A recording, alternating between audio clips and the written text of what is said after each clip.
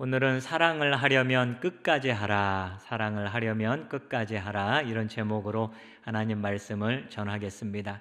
오늘 본문에 보면은 고대에 있었던 한 전쟁의 모습을 우리 가운데 보여주고 있습니다.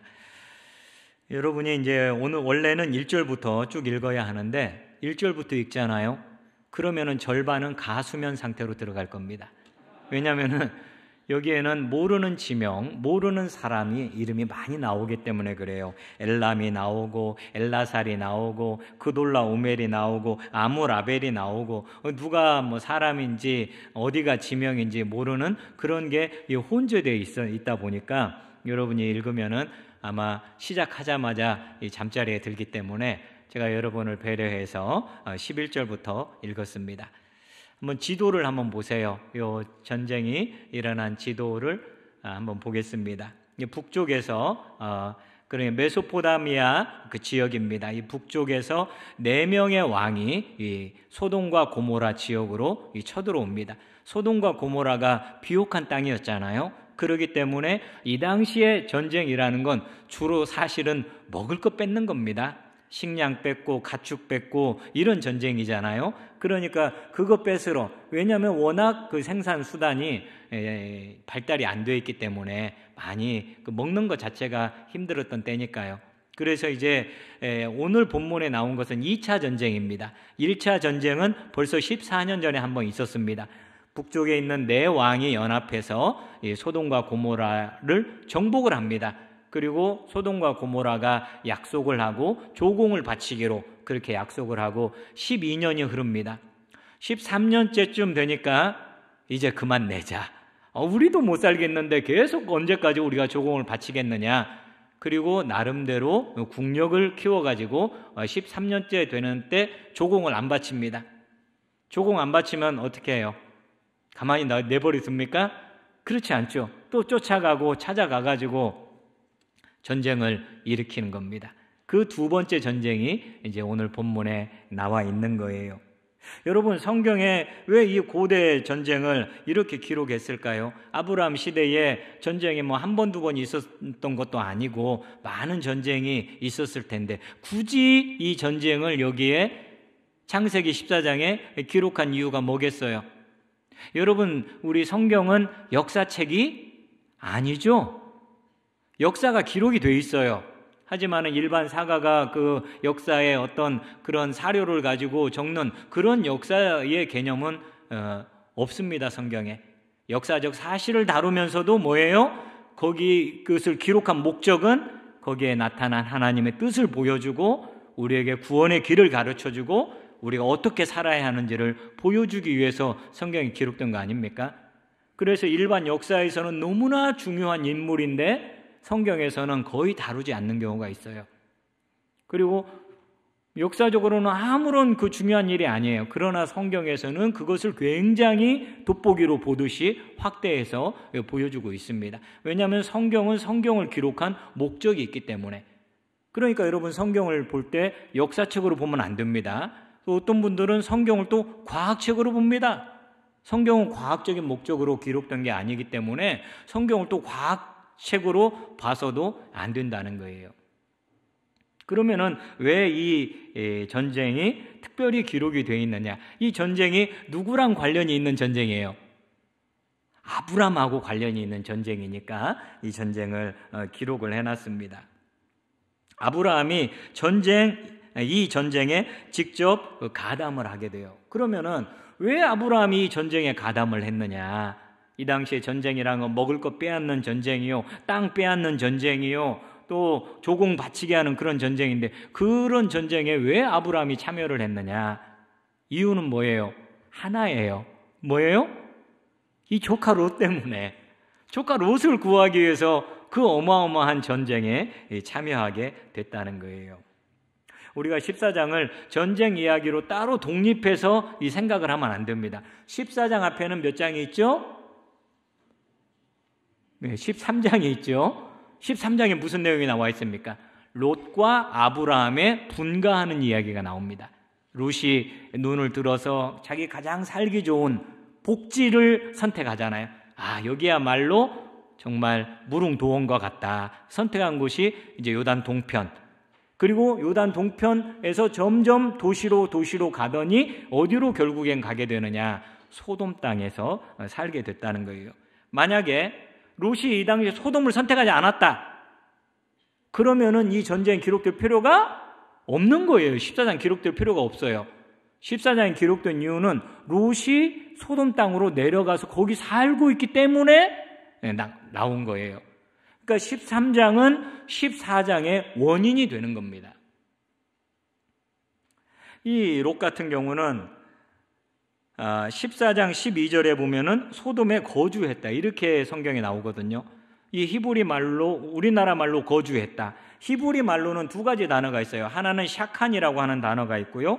또 하나는 야샤부라고 하는 단어가 있어요. 왜 이렇게 두 가지가 있느냐? 샤칸이라는 것은 임시적으로 머무를 때, 유목민들이 잠시 여기 머물고 또 풀 찾아서 딴 곳 떠나고 이럴 때 이제 샤칸이라는 단어를 쓰거든요. 아브라함이 머물렀을 때는 샤칸 이런 단어로 표현하는 경우가 있습니다. 그런데 롯은 소돔에 가서 지금 야샤부 정착. 이 야샤부라는 무슨 뜻이냐면은 눌러 앉다, 살다, 앉아 있다 이런 뜻이에요. 그러니까 일시적으로 거기 소돔 가서 머무른 게 아니라 뭐예요? 아주 거기서 작정하고 정착해서 사는 모습을 보여주는 거예요. 그리고 19장에 가면은요, 롯이 성문에 앉아 있어요. 성문에. 고대의 성문이란 굉장히 중요한 장소거든요. 사람들을 거기서 공개적으로 재판을 한달지 아니면은 도시의 어떤 중요한 일을 결정한달지 이게 성문에서 이루어집니다. 그리고 장사도 이 성문에서 합니다. 그런데 롯이 성문에 앉아 있어요. 이건 무슨 뜻이냐? 롯이 어엿한 소돔 시민이 됐다. 이걸 보여주는 거예요. 우리가 이제 그 이민을 간달지 이러면은 간절히 바라는 건 뭐예요? 시민권 따는 거거든요. 영주권 따는 거거든요. 그래야 이제 거기서 인정을 받고 영주권을 받으면은 그 나라 대통령을 뽑을 투표권이 주어져요. 피선거권까지는 아니지만은. 근데 시민권을 받으면은 피선거권까지 주어지는. 캐나다 가보니까 그렇더라고요. 이 뚜내기 같은 롯 아니었습니까? 그런데 당당하게 이 소돔 시민이 됩니다. 도시의 보호를 받고 거기서 이제 살게 된 거예요. 어떻게 보면 대단한 일이죠. 그 당시 사람들이 그 롯이 그렇게 소돔 시민이 된 거에 대해서 부러워하는 마음을 가지고 있었을지도 몰라요. 야, 참 롯 선택 잘했다. 그렇게 유목민의 떠돌이 삶에서 이제는 한 도시의 어엿한 시민으로 정착하게 됐구나. 참 롯이 성견지명이 있네. 본인도 아마 그런 생각을 하게 됐을 거예요. 내가 이렇게 잘 땅을 선택해서 이사하고 드디어 내가 이 소돔 시민이 됐구나. 그런데 여러분, 한때는 그렇게 탁월했던 선택인 줄 알았는데 전쟁이 일어나니까 어떻게 됩니까? 그 전에 그렇게 자기 눈에 보기 좋은 그 땅을 선택하고 자기의 지혜로 그 땅을 선택했는데 전쟁이 일어나고 나니까 그 롯의 지혜가 무슨 소용이 있으면 아무 소용이 지금 없잖아요. 전쟁 일어나는 걸 막을 수 있는 지혜입니까? 아니면은 그 전쟁에서 포로에서 빠져나올 수 있는 지혜입니까? 아니잖아요. 롯의 지혜가 전쟁이 일어나니까 아무짝에도 쓸모없는 그런 지혜였다는 거예요. 그게 여기서 증명이 되는 거예요. 롯뿐만이 아니라 롯의 아내, 롯의 두 딸, 그 다음에 종들 다 포로로 끌려가고요. 자기가 평생을 모았던 모든 재산 하루아침에 다 날려버립니다. 알거지가 됩니다. 자, 그러면 롯은 왜 망했는가? 전쟁이 일어나서 망했습니까? 그렇죠. 이 전쟁이 일어나서 망한 거죠, 롯이. 그러나 제가 아까 말씀드렸잖아요. 14장 외에는 몇 장에 있다? 13장에 있다. 그냥 전쟁이 일어나서 망한 게 아니라 13장이 원인이 돼서 14장에서 롯이 망하게 된 거예요. 13장에서 자기 눈에 좋은 대로 하나님의 백성인 롯이 자기 눈에 좋은 대로 선택했단 말이에요. 가나안 땅 그쪽에 머무르지 않고 이 죄악의 도시를 선택하잖아요. 그렇게 열심히 머리를 굴린 롯이 망한 이유는 롯은 하나님의 지혜를 선택하지 않고 그저 사람의 지혜를 선택했다는 거예요. 그게 오늘 본문이 보여주는 하나의 교훈입니다. 물론 우리가 세상을 살다 보면 그 세상적인 지혜가 필요하잖아요. 지식이 필요하잖아요. 은하 요즘에 제 딸이 그 구구단 배우는데 구구단은 외워야 하잖아요. 8일은 8 외워야 하잖아요. 정상적이고 평안할 때는 이 지혜가 다 먹혀요. 정상적일 때는 내가 무슨 대학을 나왔습니다. 내가 무슨 학위가 있고 무슨 자격증이 있습니다. 이게 다 쓰입니다. 그러나 위기가 닥쳐오면 어떻게 됩니까? 전쟁이 일어나면 어떻게 됩니까? 이게 무슨 그 소용이 있습니까? 대학 졸업장이. 전쟁이 나면. 차라리 발 빠른 게 나아요. 발이 좀 빠르면 빨리 그 도망가잖아요. 이런 거 그 전쟁 나면은 위기 때는 별 그 소용이 없어요. 이제 오늘 본문이 보여주는 그 교훈이 롯이 자기의 지혜를 따랐을 때 일어난 그 결과를 보여주고 있단 말이에요. 오늘 본문에 보면은 또 소돔과 고모라 왕이 나오잖아요. 이 메소포타미아 왕들을 그 12년 동안 섬기다가 이제는 우리가 독립해보자. 그래서 조공을 갖다 안 바치잖아요. 그러면은 당연히 쳐들어옵니다. 이걸 미리 예상하고 있어요, 최소한. 그러면서 이번에는 우리가 이길 수 있을 거라는 거예요. 이제 우리가 그동안 12년 동안 열심히 군사력도 정비를 했고 무엇보다도 1차 전쟁이 벌어진 장소가 시딤 골짜기예요. 시딤 골짜기. 근데 이 시딤 골짜기는 뭐가 많냐면 역청이 있어요. 역청 여러분 보셨어요? 아스팔트 같은 거 그 공사할 때 보면은 그 찐덕찐덕한 거 있잖아요. 이게 그 역청이거든요. 그런데 그게 구덩이를 이루면서 있다는 거예요. 그러니까 1차 전쟁에서는 우리가 패했지만은 2차 전쟁에서는 이 역청을 잘 이용하면은 우리가 이길 수 있다는 거예요. 거기다가 흙 같은 걸 살짝 이렇게 덮어놓고 우리가 그 적들을 이쪽으로 유인해가지고 거기에 빠뜨리면은 우리가 이길 수 있을 것이다. 이렇게 생각을 하고 이제 더 이상 조공을 안 바친 거예요. 그래서 소돔과 고모라 왕이 이미 그런 작전을 다 이렇게 짜놨어요. 그런데 이게 웬일입니까? 적들이 엉뚱한 길로 오는 거예요. 이 요단강을 중심으로 해서 요단강 보세요. 오른쪽 여러분이 봤을 때 오른쪽이죠. 요단강 오른쪽에 그 도로가 하나 보이잖아요. 그 당시 고대에 있었던 왕의 대로라고 불리우는 그런 도로가 있고요. 또 요단강 왼편에 보면은 또 길이 하나 있는데 거기는 족장의 길이 있단 말이에요. 근데 당연히 이 사람들이 그 족장의 길로 내려오면은 그 시딤 골짜기에서 만나가지고 이들을 그렇게 하려고 그런 계획을 세우고 있었는데, 불사! 이들이 어디로 와요? 요단강 동편으로 이렇게 내려온단 말이에요. 요단강 동편으로 내려와가지고 르바 족속, 수스 족속, 엠 족속 이런 사람들을 다 쳐부수더니 남쪽에까지 이 아카바만 있는 데까지 내려갔다가 거기서 다시 북쪽으로 올라오는 거예요. 북쪽에서 내려오는 적을 상대하려고 다 준비를 했는데 남쪽에서 올라오는 적을 상대해야 하는, 마치 자기네가 그 역청이 자기 뒤에 있는 상황이에요, 쉽게 말하면은. 그리고 얼마나 이 사람들이 그 싸움을 잘하는지 이쪽에 다 요단강 동편을 다 싹쓸이하고 에돔 지역까지 다 그 망가뜨리고 난 다음 그 다음에 올라오는 거거든요. 얼마나 지금 사기가 충전하겠습니까? 내 왕이지만은 5 왕이 싸워서 이길 수가 없는 거예요. 도망가다가 역청 구덩이에 누가 빠지냐? 자기네가 빠져요. 자기네가 이제 이 적들을 빠뜨리려고 했던 그러한 역청 구덩이였는데 도망치다가 자기가 빠져요. 자기가. 이게 얼마나 그 재미난 이야기입니까? 영화로 만든다면 정말 웃길 거예요. 이제 적들이 곧 오니까 걱정 없어. 우리가 이게 함정도 파놨고 역청 구덩이도 마련해놨고 우리 걱정 없어. 그런데 5분 후에 자기네가 거기에 빠져 있으니까 이게 얼마나 그 웃기는 일입니까? 이게 인간의 지혜를 의지했을 때의 어떤 모습을 보여주고 있다는 거예요. 처음엔 잘 나가잖아요. 성공할 것 같잖아요. 그런데 자기가 쳐놓은 그물에 자기가 걸려버렸다는 거예요. 예수님의 12 제자 중에는 뱃사람이 많잖아요. 뱃사람이. 베드로가 대표적인 뱃사람이고, 안드레도 뱃사람이고, 요한도 뱃사람이고, 야고보도 뱃사람이고, 도마도 뱃사람이고, 바돌로메도 이 뱃사람이 많아요. 이 사람들은 어려서부터 갈릴리 바다에서 놀고 자라고 갈릴리 바다에서 고기 잡고 이러면서 자란 사람이거든요. 갈릴리 바다를 누구보다도 훤히 알죠. 자기 손끝 보듯이 이렇게 잘 알고 있는 바다가 갈릴리 바다예요.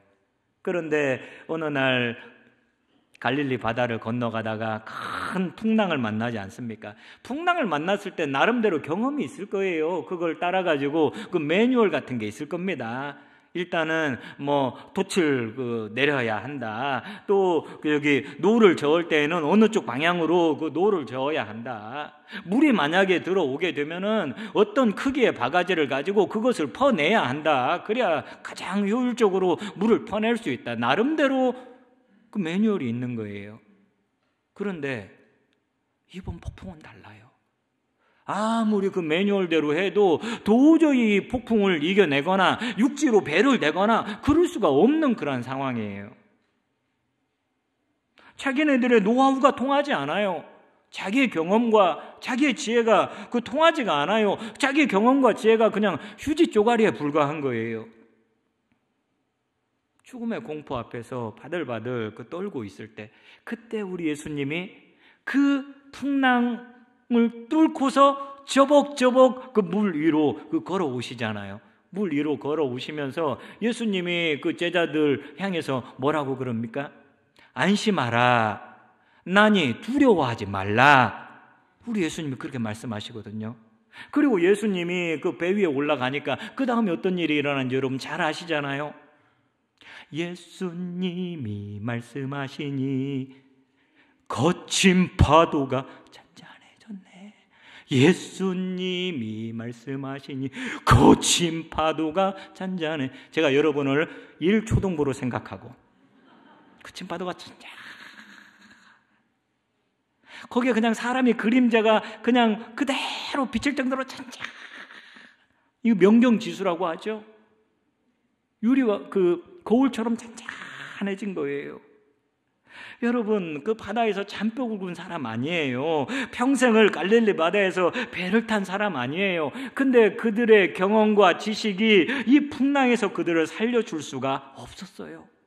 제자들을 살려준 건 그들의 경험이 아니라, 그들의 지혜가 아니라 안심하라, 나니 두려워하지 말라, 이렇게 선포하실 수 있는 예수님이 살려주셨다는 거예요. 여러분, 겉으로 생각해 봐요. 예수님이 베드로보다 그 갈릴리 바다를 잘 알겠습니까? 예수님이 그 풍랑에 대해서 뭘 알겠습니까? 그러나 여러분, 우리 예수님이야말로 갈릴리 그 바다에 대해서 어떤 지리학자보다도, 어떤 지질학자보다도 더 잘 알고 계시는 줄을 믿습니다. 이 풍랑에 대해서 어떤 기상학자보다도 더 잘 알고 계시는 분인 줄을 믿습니다. 그냥 그것만 분석해서 알고 계시는 분이 뿐만이 아니라 그 풍랑을 능히 잠잠하게 하시는 분인 줄을 믿습니다.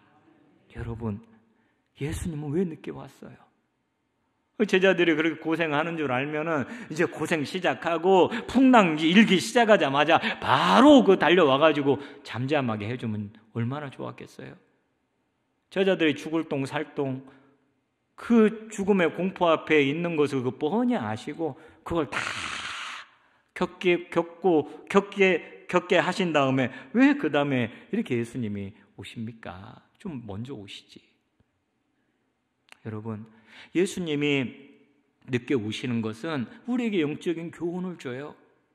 자기의 힘으로 안 된다는 걸 깨달았을 때, 내 경험과 내 지식이 이 풍랑 앞에서 소용이 없구나, 이것을 깨닫고 주님을 의지하는 자기 힘을 빼는 시간이 아마 이 시간이에요. 내 지혜를 내려놨을 때, 내 경험을 내려놨을 때, 여러분, 예수님의 능력을 우리가 맛보게 되는 줄을 믿습니다. 그렇다고 해서 내 지혜가 다 무용지물이냐, 그런 말은 아니에요. 그러나 우리가 반드시 알아야 하는 것은 내게 있는 지혜도 다 누가 주신 겁니까? 우리 하나님이 주신 거라는 거예요. 제가 어제 새벽에 기도를 하는데 이런 기도가 나왔습니다. 너무 감사한 마음이 들었어요. 하나님, 저에게 가정 주신 것도 우리 하나님입니다. 은하 주신 분도 우리 하나님입니다. 남현교회 주신 것도 우리 하나님입니다. 목사라는 직분을 주신 분도 우리 하나님입니다. 제가 건강하게 된 것, 제가 구원을 받은 것 모두가 다 하나님이 주신 겁니다. 제가 지혜가 있다면 그 지혜도 우리 하나님이 주신 겁니다. 이런 고백을 했습니다. 하나부터 100까지, 1000까지, 만까지 여러분 생각해 보면 우리가 가진 것 중에 내 것이라고 생각하는 것 중에 하나님이 주시지 않은 게 뭐가 있습니까? 여러분 월급 누구 거예요? 하나님 거예요. 하나님이 주신 거예요. 문제는 그 지혜를 내 것으로 생각하고 어떤 것이 내 것인 것 마냥 나를 위하고 그 지혜로 마치 모든 걸 할 수 있는 것처럼 착각하는 것, 이게 문제예요. 여러분 공부 잘하는 게 다 좋은 거 아닙니다. 서울대 들어가고 명고대 들어가고 인류대 들어가고 박사 학위를 받고 지난주에 말씀드린 것처럼 MIT에 들어가고 어디를 들어가고 여러분 거기에 있는 위험성이 있어요. 그렇게 공부 잘하고 그 좋은 데 들어가면은요 착각하거든요. 진짜 내가 똑똑한 줄 알고 착각하거든요. 진짜 내가 공부 잘하고 내가 대단한 지혜가 있는 것처럼 하나님도 그 내 밑에 있는 것처럼 생각하거든요. 그런 게 문제라는 거예요. 평생을 그 무신론자로 살아왔던 이어령 그 선생님을 여러분이 아실 거예요. 제가 이제 이어령 선생님이 그 예수님을 믿게 됐지 않았습니까? 제가 이어령 선생님을 좀 인용하면 좋겠다 그랬는데 어제 그 뉴스를 보니까 이어령 선생님이 이제 하나님 나라에 가셨습니다. 돌아가셨는데요. 아마 지금쯤은 우리 주님과 함께 또 우리 그 이어령 선생님을 예수 믿게 한 자기 딸 이민아 목사님과 함께 이제 있으리라 이런 생각을 해봅니다.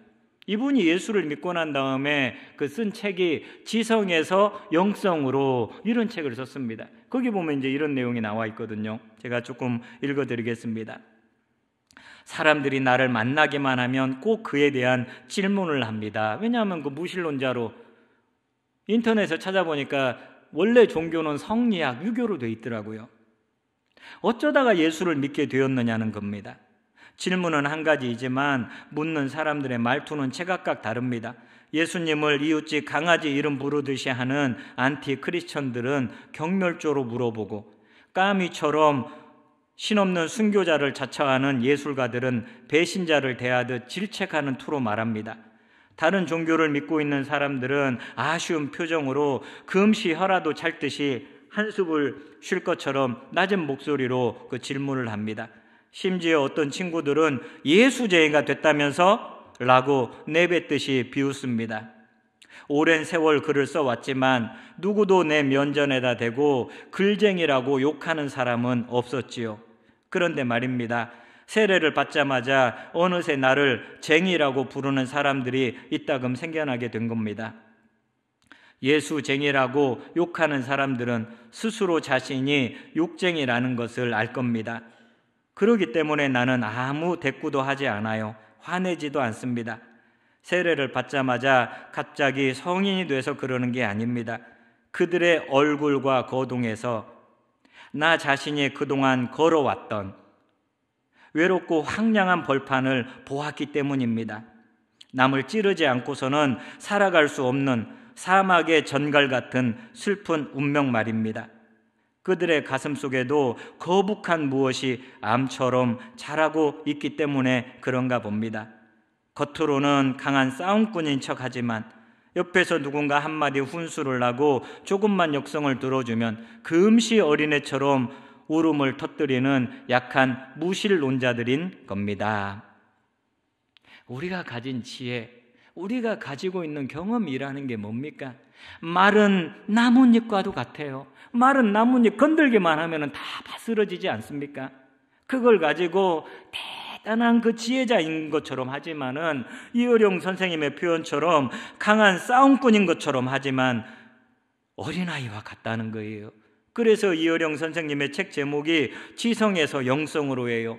이 시대 최고의 지성이라는 그 별명을 가지고 있었던 그 이어령 선생님이 그전엔 그 지성의 세계에만 머물면서 이게 전부 다인 것처럼 큰 소리 쳤지만은 알고 보니까 그게 아니라는 거예요. 사랑하는 여러분, 우리가 가진 모든 것은 전부 하나님이 주신 것입니다. 우리가 하는 경험, 우리가 누리는 그 어떤 것도 전부 하나님이 주신 겁니다. 저와 여러분이 하나님 앞에서 겸손할 수 있기를 주님의 이름으로 축복합니다. 하나님이 주신 작은 것 하나 붙잡고 감사할 수 있기를 주님의 이름으로 축복합니다. 내가 가진 지식과 지혜의 한계를 인정하고 아무리 내가 잘났어도 위기를 만나면 그것이 아무짝에도 쓸모가 없다는 것을 인정하고 하나님만을 신뢰하고 의지하며 살아가는 저와 여러분 되시기를 주님의 이름으로 축복합니다. 이제 그렇게 롯이 그 포로로 끌려가게 되는데, 포로로 끌려간다는 이 소식을 어떤 사람이 그 아브라함에게 와서 전해줍니다. 롯도 알고 아브라함도 알고 아브라함이 살고 있는 것도 아는 걸 보면은 아마 롯의 종이 아닌가 이런 생각을 해봅니다. 이 사람이 와가지고 큰 전쟁이 일어났고 그 전쟁 중에 롯이 포로로 끌려가고 재산도 다 빼앗겼다 이렇게 이야기하는 거예요. 여러분, 아까 말씀을 드렸지만 13장에 이어서 14장이 나온다는 건 이 포로로 끌려간 것은 누구 책임이다? 롯 책임이다. 롯이 그저 인간적인 관점으로만 보고 이 언약의 땅을 떠난 그런 그 책임이다. 그 자기가 자기 행동에 대해 책임을 져야 하잖아요. 아브라함이 뭐 어떻게 할 수 있겠습니까? 그돌라오멜 왕을 비롯한 그 연합군은 얼마나 강한지, 요단강 동편 아래 또 뭐 5 연합군도 다 물리쳤잖아요. 어떻게 그 아브라함이 그 전쟁에 나가겠어요? 왕도 아닌데. 아브라함이 전쟁에 참여한다면은 뭐 다 말릴 겁니다. 계란으로 바위치기죠. 그런데 아브라함이 계란으로 바위를 치러 갑니다. 참 대단한 사람이, 여기서 참 대단한 게 아브라함이에요. 계란으로 바위를 치러 가요. 14절을 보세요. 같이 한번 읽어보겠습니다. 아브라함이 그의 조카가 사로잡혔음을 듣고 집에서 길리고 훈련된 자 318명을 거느리고 단까지 쫓아가서. 아멘. 아브라함이 그 부자가 되고 이랬기 때문에 그 자기 그 재산도 지켜야 하고 가족도 지켜야 하잖아요. 그래서 많은 가신들을 두고 있었습니다. 그냥 그 돈 주고 사온 사람이 아니라 자기 집에서 길리운 사람이에요. 어렸을 때부터랄지 아니면 태어날 때부터 그 아브라함 집에서 자라고 거기서 가끔 가다가 이 제식 훈련도 하고 각계전투 훈련도 하고 유격 훈련도 하고 이런 걸 집에서 한 거예요. 왜냐? 자기를 지켜야 하기 때문에. 그렇게 길리운 사람이 무려 318명, 한 중대 병력 이상 되는 것 같아요. 이런 군대가 있었습니다. 하지만은 뭐 그 내 왕 연합군에 비하면은 뭐 조족지혈이죠. 이걸 가지고 어떻게 싸웁니까? 근데 아브라함이 자기 그 같은 동네에 있는 사람들하고 또 동맹을 맺었습니다. 아브라함이 살고 있는 곳이 마므레라는 곳인데 그 마므레라고 하는 사람이 있어요. 마므레라고 하는 사람하고 에스골 또 아넬 이런 사람하고 그 동맹을 맺었는데 뭐 동맹 맺어도 나라도 아니고 부족 수준이기 때문에 그 뭐 인원이 얼마 안 돼요. 그런데 그렇게 해가지고 이 메소포타미아 왕들을 치러 갑니다. 정말 웃기는 일이에요. 이것은 왜 아브라함이 무모하게 이 전쟁에 지금 뛰어들고 있느냐? 이유는 딱 하나예요. 먹을 거 빼앗아 오자 아닙니다. 뭐 땅을 좀 빼앗자 이것도 아닙니다. 누구를 구출하기 위해서? 롯을 구출하기 위해서. 롯을 구출하기 위해서 이러한 일념으로 이제 단까지 200km를 쫓아가가지고 밤에 이제 기습 공격을 하는 거예요. 그리고 거기서 저기 또 도망을 가니까 다메섹 옆에 호박까지 또 쫓아갑니다. 도저히 일어날 수 없는 일이 일어난 거예요. 밤에 기습 공격. 이제 승리자의 저주가 있잖아요. 승리의 저주가. 이제는 승리하고 이제 맘 놓고 어쩌면은 술판을 벌였을지도 모르죠. 그런 밤에 아브라함이 기습을 하니까 그 대군도 아브라함의 그 수백 명의 군사를 당해낼 수가 없었던 거예요. 그래서 롯을 마침내 구출을 해오게 됩니다. 롯뿐만이 아니라 롯하고 같이 이렇게 끌려갔던 소돔 고모라의 많은 사람들, 재산들, 이걸 다 가져오게 됐다는 거예요. 아브라함이 이렇게 네가 그 포로로 잡혀간 건 너의 책임이다. 너가 잘못해서 그렇게 된 거 아니냐. 너가 그 작은 아버지도 무시하고 그래서 그때 거 아니냐. 그런 마음을 갖고 있지 않고 의리의 사나이처럼 이 조카 롯을 구하러 갔다는 거예요. 이렇게 보면은 그 12장에 나오는 아브라함이 그 아브라함인가 또 이런 생각이 들어요. 거기서는 분명히 그 자기 목숨을 구하려고 아내를 팔아버리듯이 했던 아브라함인데 여기서는 그 달라졌어요. 달라져가지고 롯을 구하기 위해서 80 먹은 노인이 전쟁터로 달려가는 거예요. 그러고 보면 아브라함이 롯을 사랑한 것은 좋을 때만, 평화로울 때만, 마음 맞을 때만 사랑한 것은 아니에요. 나를 떠났지만은 롯이 나에게 그렇게 뭐 잘한 것 별로 없지만은 이렇게 아브라함이 롯을 사랑한 겁니다. 이 롯이 보여주는, 아니 아브라함이 보여주는 인애라고 볼 수 있죠. 책임지는 그러한 사랑을 보여준 거예요. 야곱에게는 12명의 아들이 있었잖아요. 이 12명의 아들이 있었는데 이제 야곱이 죽기 전에 아들 12명을 다 불러 모읍니다. 그리고 유언하듯이 이제 한 사람 한 사람에게 축복을 하고 예언의 이 말씀을 이제 합니다. 근데 사실은 축복이 아니라 저주도 많아요. 이 아버지가 마지막에 죽음을 앞두고서 자식들을 저주합니다. 루벤, 시므온, 레위 다 저주받습니다. 아주 그냥 그 유언의 자리에서 반 죽여놔버려요. 아주. 루벤아, 너는 내 침상에 올랐지? 너는 탁월하지 못할 거다. 이런 이야기를 하고요. 시몬과 레위야, 너희는 그 잔해하는 폭력의 도구다. 저주를 받을 것이다. 이렇게 이제 세 형이 앞에서 저주를 받으니까 네 번째는 누구냐면 유다예요. 유다가 얼마나 긴장됐겠습니까? 아버지가 나에게는 어떤 저주를 부으실까? 왜냐면은 그 유다는 며느리하고 관계에서 쌍둥이를 낳았잖아요. 얼마나 이상합니까? 이제 나는 무슨 저주를 받을까? 이런 생각을 하고 있었는데 갑자기 야곱이 유다에 이르러서는 저주를 멈추더니 폭포수 같은 그 축복을 쏟아 놓는 거예요.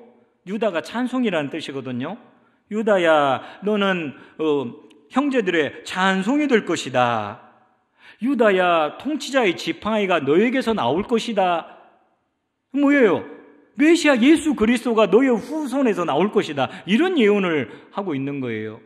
너는 포도주에다 옷을 빨 것이다. 얼마나 포도주가 넘쳐났으면 포도주에다 옷을 빨 정도로 복을 받는다는 거예요.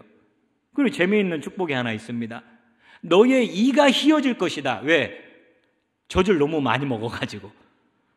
그러니까 그 당시에 목축을 하는 사람이니까 이게 잘 돼야 하잖아요. 그래서 그 젖을 많이 먹고서 그 젖처럼 너의 이빨이 휘어질 것이다. 이런 축복을 해요.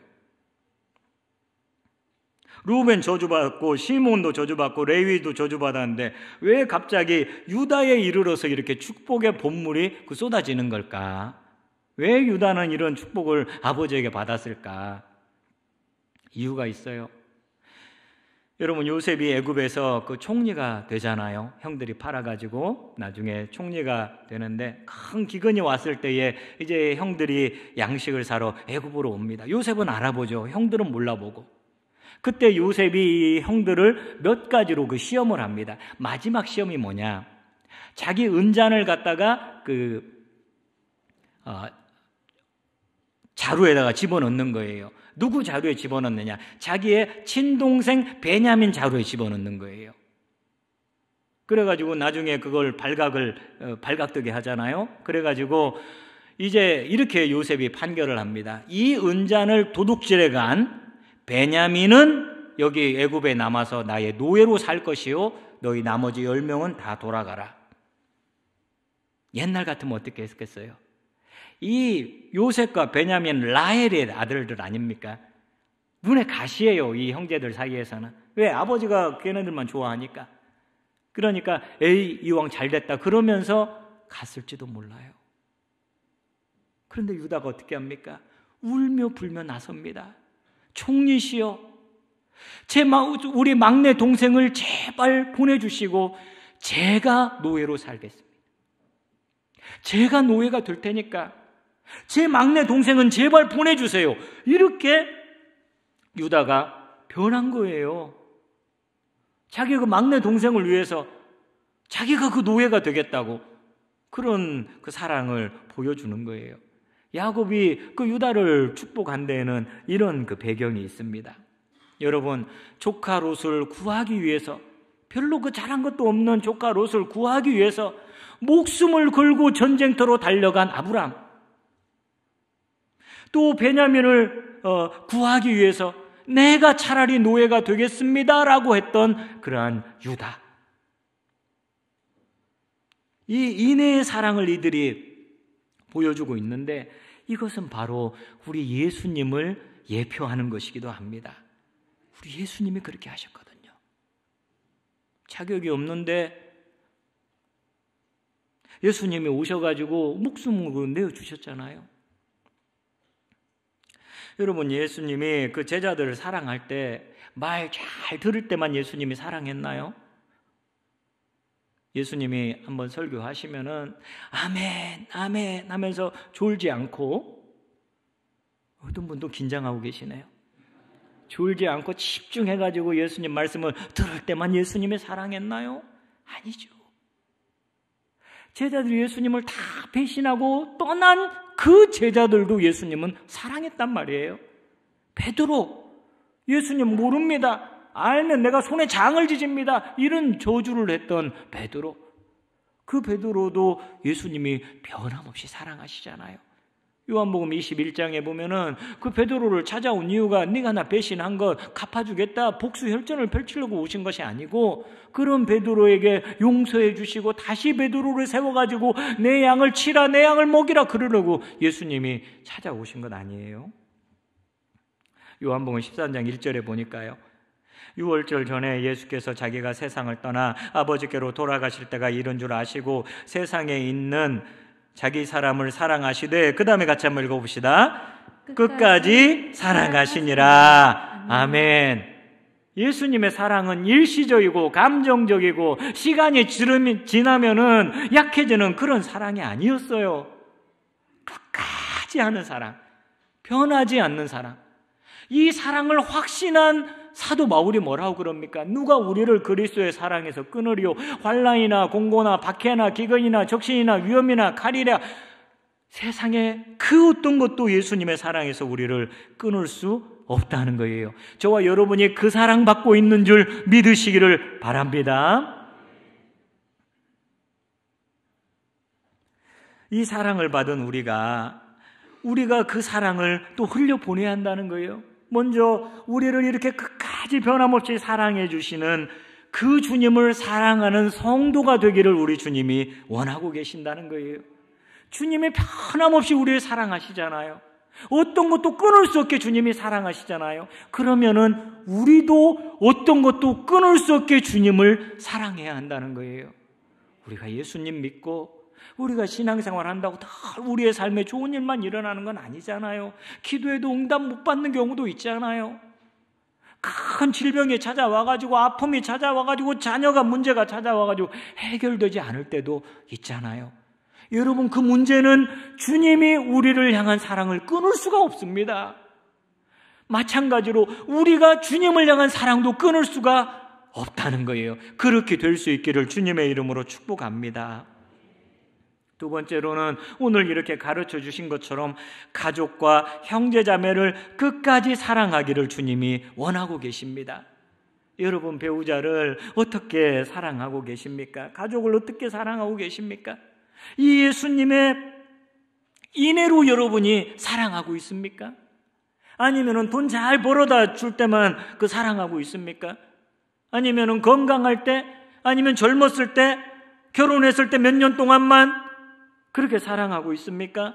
그것은 주님이 기뻐하는 사랑이 아닙니다. 바울은 자기 가족을 사랑하지 않고 돌보지 않으면 예수님 모르는 불신자보다도 더 악하다고 그랬어요. 여러분, 이 시간에 결심하기를 바랍니다. 아내를 죽을 때까지 사랑하겠노라 결심하기를 축복합니다. 남편을 죽을 때까지 섬기겠노라 결심하시기를 바랍니다. 뭐가 좀 안 맞는다고, 성격이 안 맞는다고, 뭐가 안 맞는다고. 여러분, 우리 주님께서 우리 성격 보고 사랑했습니까? 성격 봤으면 벌써 우리는 다 어디로 갔을 거예요. 성격이 안 맞다, 핑계입니다. 우리 주님의 그 깊은 인애를 맛보고 그 깊은 인애로 배우자를 사랑하고 가족과 형제를 사랑할 수 있기를 주님 이름으로 축복합니다.